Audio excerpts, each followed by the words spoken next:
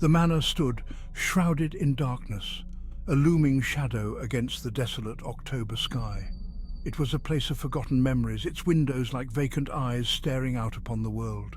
Locals told tales of a curse, of a family met with a gruesome end within those walls, their souls trapped, forever doomed to wander. The manor was a monument to decay. Its once grand facade now crumbled and overgrown with ivy.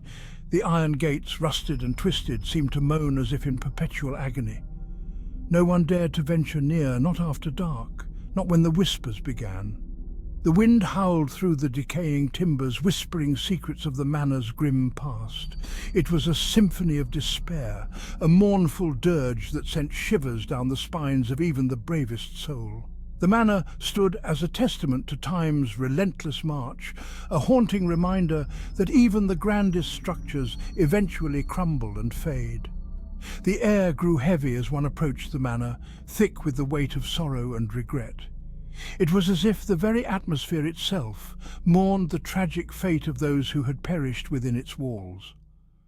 The manor was a place frozen in time, trapped in an eternal cycle of sorrow and despair. Three friends, young and foolhardy, dismissed the local legends. Mark, the skeptic, scoffed at the idea of ghosts. Sarah, seeking adventure, felt a thrill course through her veins. David, ever the cautious one, harboured a growing unease. It was Halloween night, and the friends, emboldened by youthful bravado, decided to explore the abandoned manor. They had heard the stories, of course, but dismissed them as mere superstition. Tonight, they would prove the legends wrong. As they approached the manor, the temperature seemed to drop. A cold wind whipped through the trees, sending a shiver down their spines. The manor loomed before them, its silhouette stark against the moonlit sky. David felt a sense of foreboding, but he pushed it aside, unwilling to appear afraid. Mark, ever the leader, produced a flashlight from his backpack and grinned at his friends. "Ready?" he asked. Sarah nodded excitedly, her eyes sparkling with anticipation.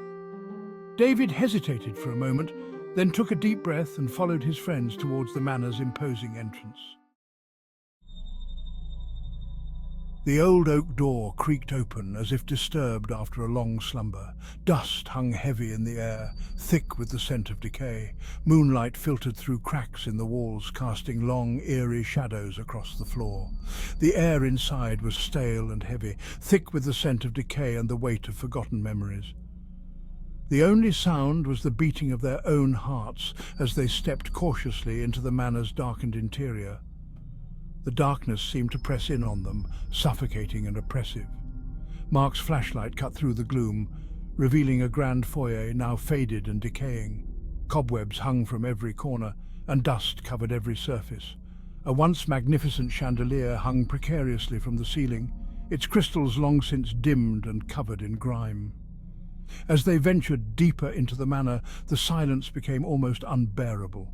Each creak of the floorboards, every rustle of wind in the broken windows, sent shivers down their spines.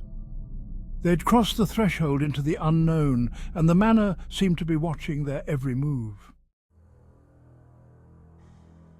Section 4. An Unsettling Presence. A sudden gust of wind slammed a door shut.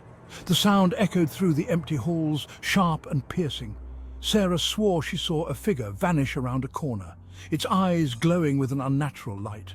Mark laughed nervously, dismissing Sarah's claim as a trick of the light. But David couldn't shake the feeling that they were not alone. The air seemed to grow colder, and he could have sworn he felt a faint breeze on the back of his neck, as if someone was standing too close. They pressed on, their footsteps echoing through the silent halls. The air grew thick with the weight of unseen eyes, watching their every move. A sense of dread settled over them, heavy and suffocating. The manor was toying with them, playing on their fears.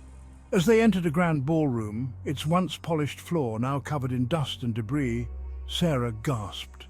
Standing in the center of the room was a shadowy figure, its form indistinct in the dim light. It turned its head towards them, and Sarah could have sworn she saw a pair of glowing eyes staring back at her. Section 5. The Music Room. A haunting melody drifted from a room at the end of the hall. It was melancholic, filled with a deep and profound sadness. Drawn by its allure, the friends cautiously approached the room. Inside, a grand piano sat, untouched by time. The music seemed to emanate from the piano itself, its keys moving with an eerie life of their own. As they drew closer, they could see a faint figure seated at the piano, its fingers dancing lightly over the keys.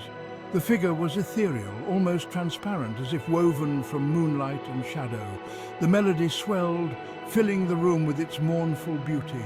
It was a song of lost love, of shattered dreams, and of the bitter sting of betrayal. The friends stood transfixed, their hearts pounding in their chests as the spectral figure continued to play. As quickly as it had begun, the music stopped. The figure at the piano vanished, leaving behind only the faintest trace of cold air. The silence that followed was deafening, broken only by the sound of their own ragged breathing. The manor had revealed another of its secrets, but what did it mean?